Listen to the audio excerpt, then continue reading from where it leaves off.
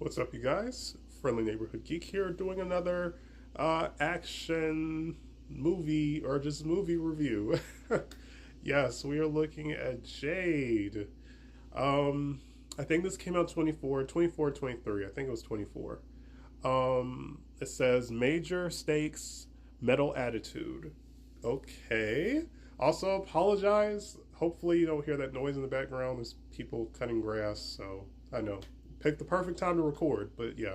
Uh, yes, this stars Mickey Rourke, Mark DeCassos, Catherine McNamara. I'm not sure how to say her last name, and Shauna West. Yes. So Catherine McNamara, however you say her last name, she played Jade, our main character. She did a good job. I think she's like British, English, kind of like with Idris Elba. She has an accent, which I like. I thought that was really cool. Crap, I didn't see who directed it. Okay, so this was directed by James Bramford. Cool. I thought they did a good job. Um, yeah, so Mickey Rourke, very well known, been a whole bunch of stuff. I think he was a professional boxer at one point. He was the bad guy in Iron Man 2, Whiplash. Um, yeah, Mark DeCassos, again, has been also been a lot of stuff.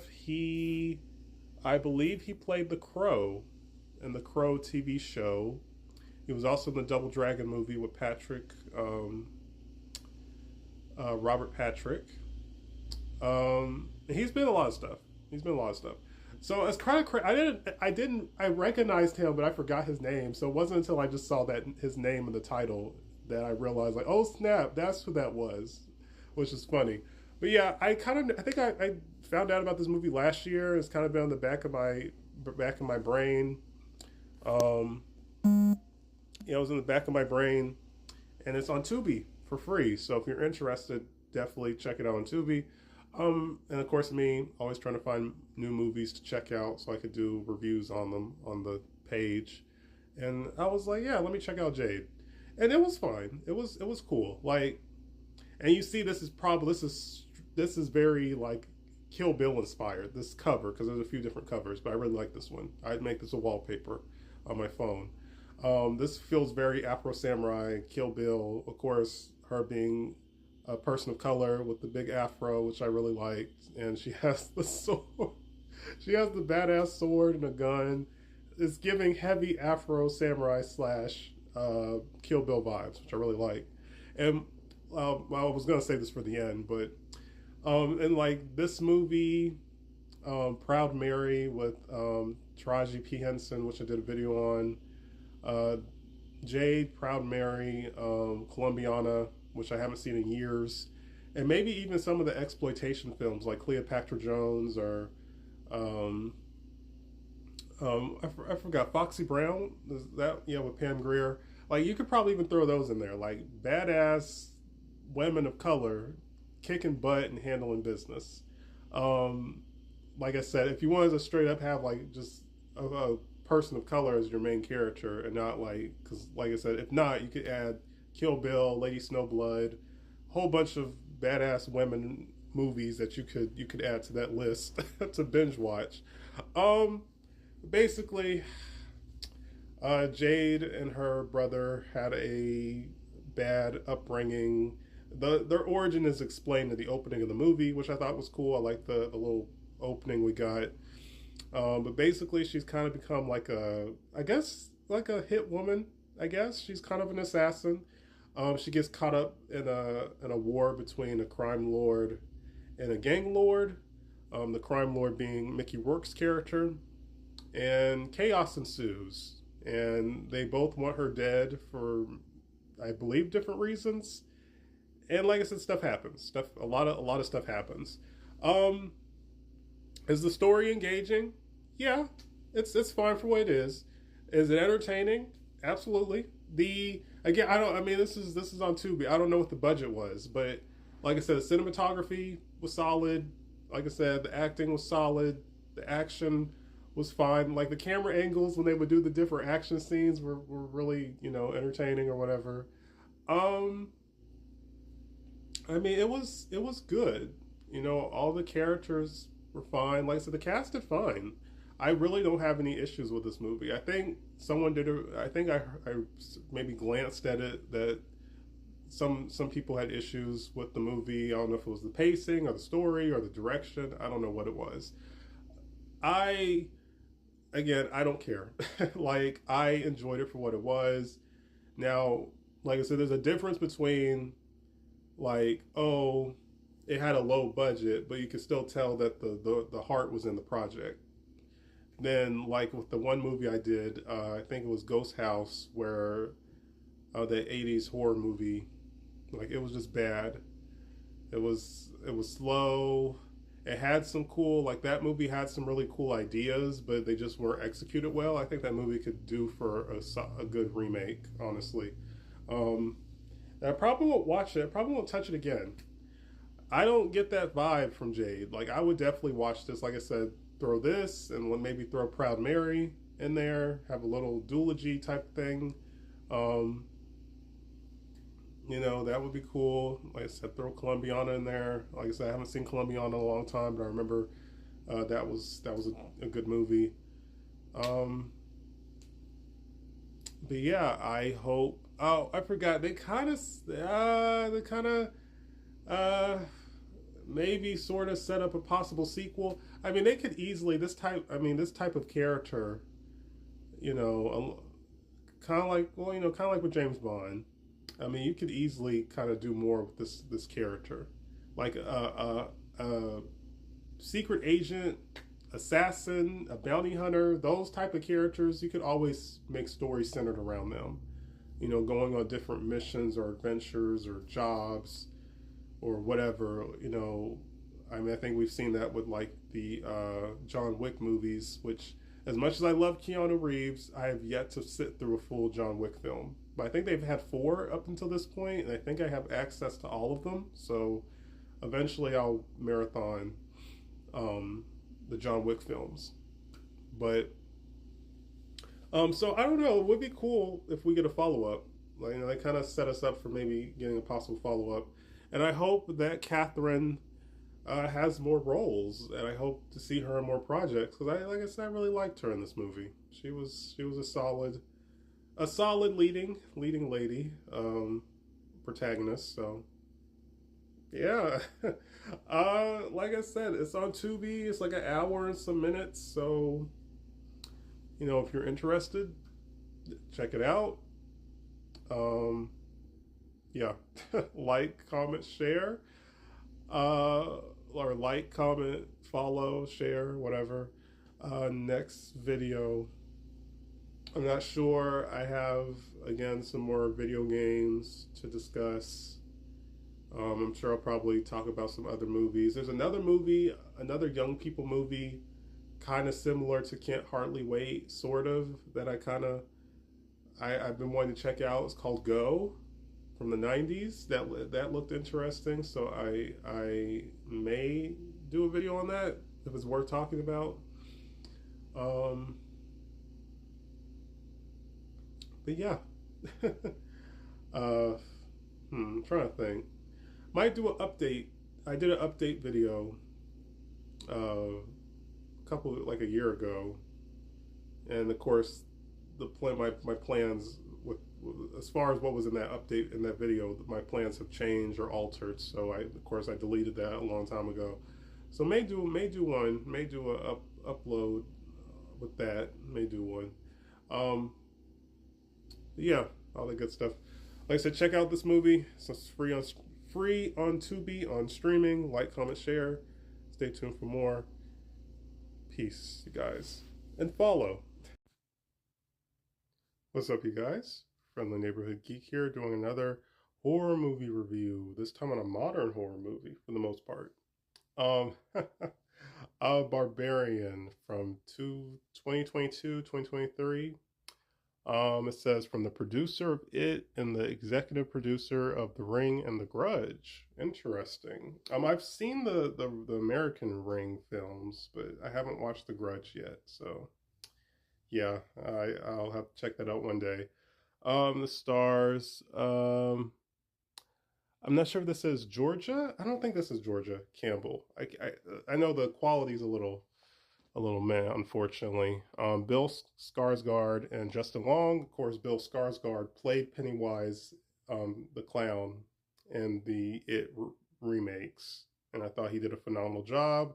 And of course, Justin Long should be a technically he should be a horror icon at this point. Justin Long was in the original Jeepers Creepers.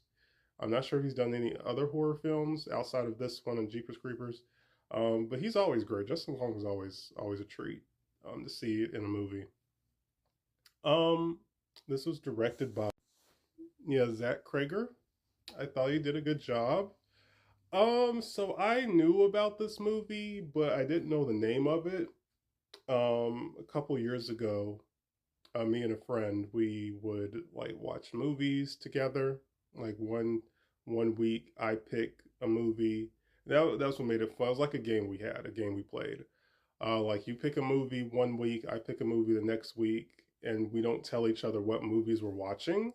We're just just introducing each other to new movies or movies we think that one another would like. And my friend knew my friend was a horror person. Yeah, my friend liked horror, and they knew I liked horror. So they introduced me to this movie. I was like, "Oh snap! This is good. This is a good movie." Again, the cast did great. Had a good story, good premise, and did keep you on your toes. It's considered horror mystery. It is rated R, so keep that in mind. Um, so basically, we have our main character, um, Miss Campbell. It's gonna bother me. I have to see how to say her name. Okay, it was Georgina. Georgina Campbell. Okay, so Georgina is in town for like a convention or job. Maybe it's something job related that she has to do, and she ends up staying in like an Airbnb, not knowing that someone's already staying there, being Bill Skarsgård's character. And of course, at this point in time, I think it's late. There's no other place that she could stay, like no hotel. Everything's booked, all that stuff. So of course, kind of being a female, you know, this could be stranger danger. I don't know this person, etc., etc. And he has all Bill's character has all his credentials. He's like, I'm telling you, like I am who I say I am. There was it was um, it was a mix up basically. Like it was a genuine innocent mix up. It could happen to anybody, and of course, this scenario could happen in real life. Um, so she's kind of like, well, I can't. There's nowhere else for me to stay, so she's kind of has to stay there unless she just, I guess, stays in her car. And I guess the area is a tad bit sketchy, so staying in your car might not be the safest solution. Um, so they kind of, they small talk, whatever, kind of vibe a little bit, kind of get along a little bit. Um, I can't remember. It's been a minute since I've seen it, but I know we get some flashback elements. Basically, this house holds a dark secret. Basically, of Justin Long's character, he's going through some personal stuff, but he bought this property and he was renting it out. I guess as an Airbnb. So he ends up having to stay there temporarily, not knowing that it was, or maybe he knew that it was being occupied, and I guess by the time he got there, he assumed that people had already left or something. Um, but Georgina goes into the basement looking for like toilet paper or something, like looking for some supplies, and sees that there's like a secret door or some shit. Never a good sign. Never a good sign. A secret door or some shit like that. Of course, she goes investigates, sees a room that has like had a camera in it, and you're just getting a lot of uncomfortable vibes. Like, whoa, something really unsettling took place here at one point in time. And continuing to investigate, um, I think at some point her and Bill Skarsgård's character, um, I think they get kidnapped. Like is it my I remember what happened, of course, but it's been a minute, so I don't remember in what order things kind of took place. So I don't want to spoil what the dark secret is if you haven't seen this movie, but just know some really bad stuff took place, and the person responsible was still in the house, essentially, sort of, kind of a spoiler. Um, yeah, a lot of stuff happens. We do have a creature, so to speak, and I thought the cinematography, like the practical, like of course it's someone in a suit, in a real physical suit. I thought the creature was cool. I thought the whole background behind it was cool and disturbing and unsettling and all that good stuff. And yeah, we do have a good. It's kind of bittersweet, kind of bittersweet how it ends. Um, oh, excuse me. When it kills, oh, excuse me. It's early. It's currently 8 in the morning that I decided to do this review. Um, but yeah, the kills are good. The kills are solid. Like I said, the cast is great. You know, would I watch it again? Absolutely, absolutely. Like I haven't seen it in like a year, like a couple years. So it's definitely something I would watch every once in a while.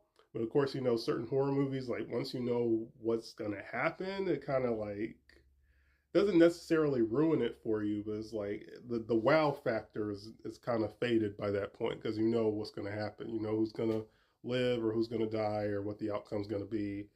Um,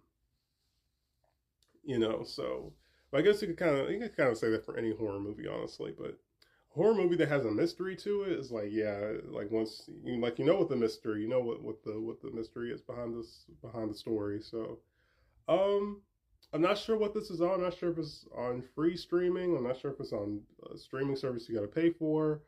But I recommend it. It's a good horror movie. I always say I love old horror. I love 80s horror. Um, but I can watch modern horror too. It just depends. I can enjoy modern horror as well. Um, But yeah, I mean, I guess that's it. Like I said, I just kind of wanted to give like a clip note version, give you an idea of what the story's about. But the story's interesting, it's engaging, the cast is solid, our creature is cool. Um, it does keep you on your toes, especially like I said, when they find that secret door and start investigating. It's like, yeah, in real life, probably wouldn't be doing that. Like I would be getting the H up out of that house. If you came across something like that at a house you're staying at.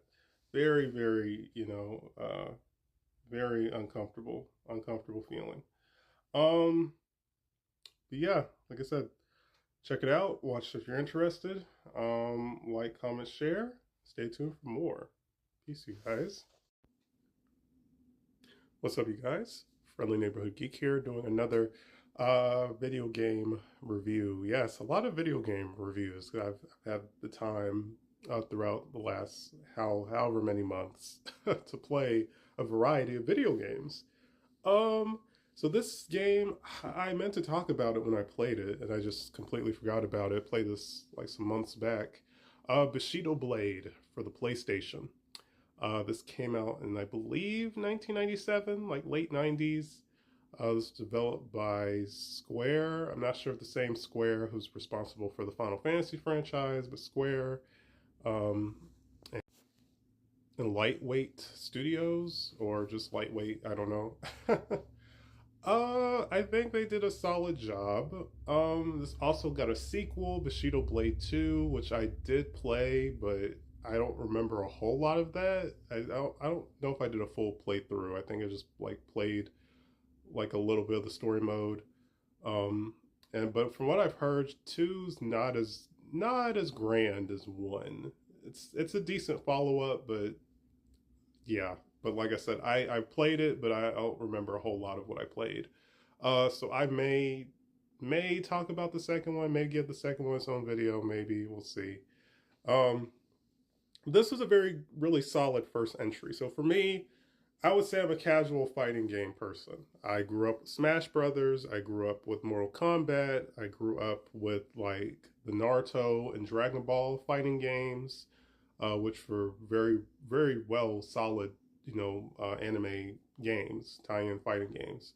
Um, I've played a little bit of Tekken, like Tekken 1, Tekken 2. Uh, I'm trying to think. That might be it as far as what I played. Oh, I played a little bit of um oh, what's that series? Bloody Roar. Bloody Roar, where the characters turn to like animals or whatever. Very underrated series. Uh yeah, and I don't think I played Street Fighter. I think I played a little bit of X-Men versus Street Fighter. Yeah, I played a little bit of that. I didn't do, wasn't too good at it. So I played a variety of fighting games. The biggest ones I played, of course, Mortal Kombat, Smash Brothers, and like I said, Naruto and Dragon Ball. Um, so to play like a straight like sword fighting type of fighting game was really cool. So what makes Bushido Blade really neat? I'm kind of gonna gloss over the story. The story for this game is interesting. It's about like a clan and assassins and it's cool. I think you have to, back then you had to read the manual to understand what the story was for these games. So I feel like the game doesn't really tell you really what's going on unless you read the manual. So for me, playing this on emulator on my phone, I kind of went in blind, just trying to have the piece the story together, basically. Um, so what is unique about Bushido Blade? What makes this game different from every other fighting game that came before and came after it? Well, like I said, you have one-on-one matches. Um, your character could use a variety of weapons. You see behind me all the different swords. This is a really awesome backdrop, by the way. I really like this box art. Um, and like I said, the characters, like there is no health bar. So say if you strike a character in the arm, they can't use that arm anymore. And they have to use their other arm to fight. You could strike them in the leg and they lose that leg. So now they're like on one leg fighting with one arm. Um, so you kind of have to what's the word I'm looking for? You kind of have to uh, when you strike, like when you attack, you have to kind of be strategic with your attacks against your opponent because they could block your attack.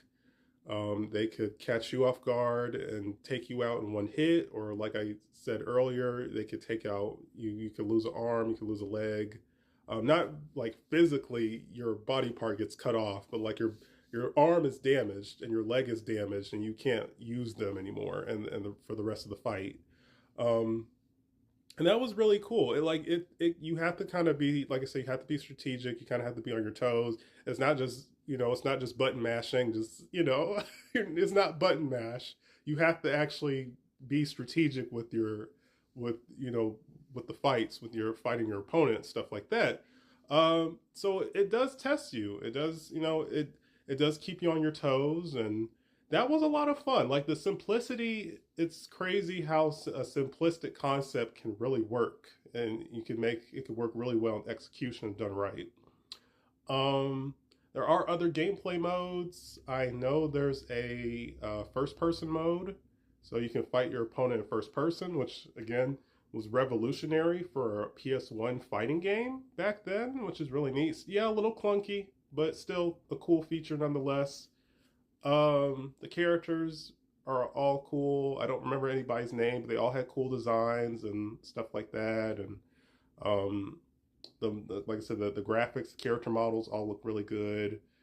Um, again, like I think there's a soundtrack. It's like during the fights, or at least during story mode, like it'll just be like little subtle noises you'll hear. Like they try to make it kind of realistic, like if you were actually fighting in a garden or something. You're not going to be hearing music while you're fighting somebody, so you're going to hear the sounds of the water and maybe the birds or something. And that was cool. That was cool. Again, just added to what the developers were going for. Um, like I said, I think there's a survival mode. There's a survival mode where you fight a certain wave of enemies one at a time to try to get a high score. Of course, there's player versus player. Like two player mode. You and your friend fight each other. There might be some others, but those are the only three I can remember off the top of my head. Because, like I said, it was a while ago that I played it. But it's charming. It's a really charming fighting game. And again, it got a follow up, but I heard the follow up's not as clean as the first one. Whatever whatever terminology you want to use. That's kind of a bummer. Like I said, I have to go back and look at the second one. I think I played as one character through the story mode. I don't I can't really, like I said, it's a blur. I can't really remember. But it has a follow up, so I like that. So you might be like me, like you might actually really like part two and be like, hey, this is just as good as the first one, in my opinion. And that's fine. That's totally fine. Um, but yeah, that's kind of it, honestly, for Bushido Blade. It's a good game. It's fun. It's charming. Like the simplistic gameplay is really cool and unique. Um, so yeah, yeah. I recommend it. I recommend it. Um, like I said, there's plenty of fighting games, even on the just in general, but especially on the PlayStation One. Like I said, I mentioned I played Tekken 1 or 2 earlier. I played Bloody Roar on PlayStation. I haven't played Virtua Fighter. But yeah, like I said, a lot of these old 3D fighting games still hold up really well. So like I said, you could buy the physical copy if you're interested. Watch some gameplay, or be like me and just play it on emulator. I played it on my phone and had just as much fun as if I had played it on a television on the original hardware. So yeah, as always, like, comment, share, and stay tuned for more. Peace, guys.